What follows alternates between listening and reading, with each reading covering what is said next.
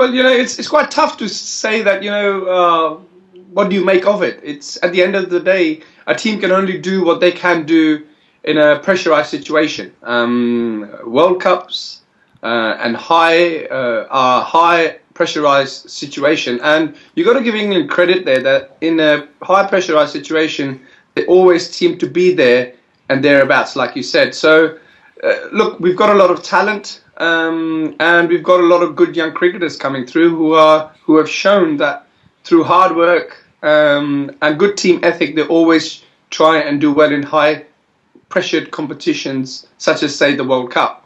Now, to address your question where you're saying that they haven't quite done it, it's hard to put a finger on it.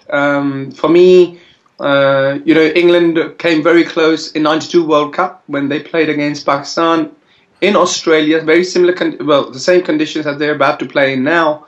And it was probably due to one Wasim Akram who sort of ripped the heart out of the England batting lineup.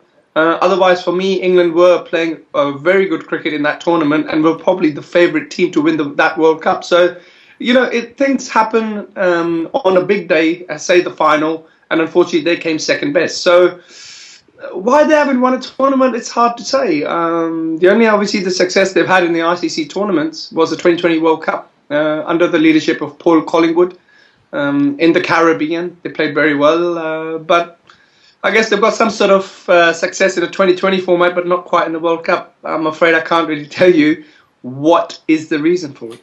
Look, it's a tough thing to say we didn't gel well, because when I was playing for England, I remember beating India in England in our conditions.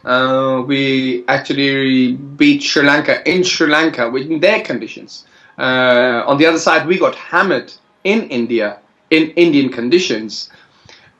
For me, the biggest test is when you go away from home and if you can win a series. And like I said, the only one I do remember that we had a lot of success in was the one standout series for us was the Sri Lanka in Sri Lanka. To beat them over there was an amazing achievement. I don't think all 15 guys always would get on well in a squad of players. You will always have different personalities. You will always have different characters who like doing different things. And as long as, for me, once we took the field as 11 guys representing our country, for me, we all were committed to the same cause. And for me, I never had any questions about anyone's commitment or any issues within the team. So I can put a hand on my heart, say that I don't think there was any issues with team gelling.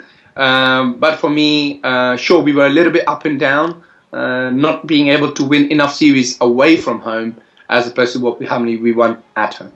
Well, they're a young team. You've got a young, inexperienced captain who has played a lot of cricket, but he's very inexperienced. As a captain, he's very inexperienced. On the other side of it, they've played a really good game at the Gabba 2 days ago against India, the world champions. So it's quite an interesting situation for the England team that you can go into a tournament with such an inexperienced team, yet in those conditions they've got the ability to cause such big upsets, like to beat the great Indian cricket team. So I think there's a lot of talent there. There's a lot of promise. But tournaments are not won on promise or talent. They're won with performances under higher pressure situations, which is something I spoke about earlier. Whether England will go all the way is going to be a tough ask of a young team without having, the big controversial Kevin Pietersen involved, who, you can say whatever about him, still was a class batsman for England. And I think he will be sorely missed. So a lot depends on people like Owen Morgan, Ian Bell, Ravi Bhopara down the later order, and Joss Butler. So I think there's a lot of promise. I personally wouldn't have thought they will do that well in the tournament, but yet I think they could surprise a few, especially in the conditions in Australia, because that favours the English bowlers. Look, if you can be an experienced cricketer in likes of Ian Bell, who's played 150 games, I think, Owen Morgan's played nearly 100 games, I would have thought. And James Anderson and Stuart Broad. What I mean by experience is actually not necessarily experience of playing a lot of cricket, but actually experience winning and playing in a winning team. They haven't done that much. Of course, they've played a lot of one-day internationals and stuff, and they've performed reasonably well. That's why they've played so many games for their country. So they're not mugs. They're playing very, very well. But the thing for me is, as 11 players representing England in a big tournament, they haven't gone on to win a tournament apart from, say, the 2020 World Cup.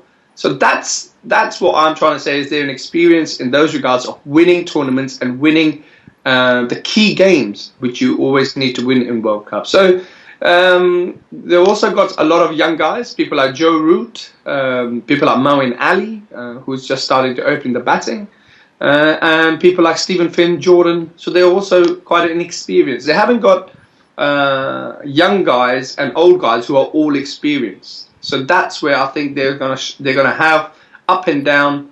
They could possibly have up and down performances in the tournament, which I think I can't see them going on to win the World Cup. Yes, he would be. I think he would be. I think for me the issue is man management, which I don't think they've managed Kevin particularly well.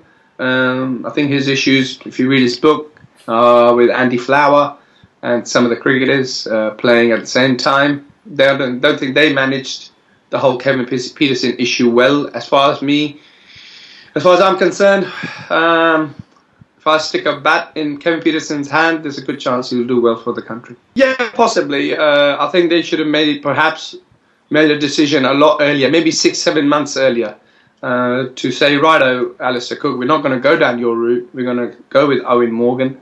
But I guess the ECB last summer were dealing with the issue of whole Kevin Pietersen issue, and they wanted to back their new captain in both forms of the game and give him at least 6 or 7 months to say, right, this guy is the one we're going to go ahead with the World Cup. Unfortunately for Alistair Cook, he's had probably 12 months of not getting many runs, which has probably led to him not being there in the final 15 representing England in the World Cup. So I totally agree. I think England would have benefited from having a captain maybe 6 months out, so that he could stamp his authority on the team, tell the team what kind of brand of cricket they want to play, and I think that would have been helpful for the England cricket team to go into a big tournament like this, having a captain being captain 6 months ago. But that's just life. England have a history of doing things like that. I think in the last few World Cups they've made changes 1 or 2 months before the start of the tournament, but that's just the way England do things. Look, for me, if it's all very well having someone talented enough to do both disciplines of the game, to bowl very well and to bat very well, but if we haven't got a guy like that, then why pick someone who's not doing that job very well? Sure, Ben Stokes for me is probably the only guy in England who can do that job, bowl very well and bat very well, but for me, he's only talented in that discipline. For me, he's not performed well enough for England in those disciplines. So, hence, that's why he's missing out the World Cup. I think he's had ample opportunity to perform and stake his claim in the World Cup squad, but unfortunately, things haven't clicked. Not to say they won't click. I think he's a very talented young man, and I think he's got a very, very, very bright future ahead of him for England. But I just don't think right this time and place it's worked out for him. So he has been left out. And I think they've gone with the guys, like you said, some guys who bat well and they bowl a little bit, and some guy who bowls very well and bats a little bit. Also, you've got to remember the competition, the rules in the competition will not allow for a part-time bowler to get away with bowl the full 10 overs because of the fielding restrictions. Once the batting team gets used to the kind of bowling, the part-time bowlers bowling, they will get after him. And with the field settings, it's quite tough to defend. So I think teams will be forced to pick 5 guys who are more than capable of bowling their allotted 10 overs, and then look at some part-time guys, like in England case, Joe Root, Moeen Ali, to fill in and bowl a few overs. So, yeah, I guess It's the situation where England found themselves that Ben Stokes didn't quite perform, but I think they've gone ahead with the right squad. Yes, he does. I think Ravi is a batsman, I think, who bowls, who in certain grounds in Australia and New Zealand might get away with bowling his full 10 overs, but I don't think he'll be able to bowl his full 10 in places like, say, the Gabba, say Perth, where the wicket are very true, very bouncy, because I know for a fact that, I mean, I've played a lot with Ravi, I know for a fact that his variations are lack of pace, the odd one that skids, the odd one keeps low, the odd one kicks a little bit. Those inconsistencies are more, he can bowl a lot more over, say, in subcontinent compared to the Australian wickets.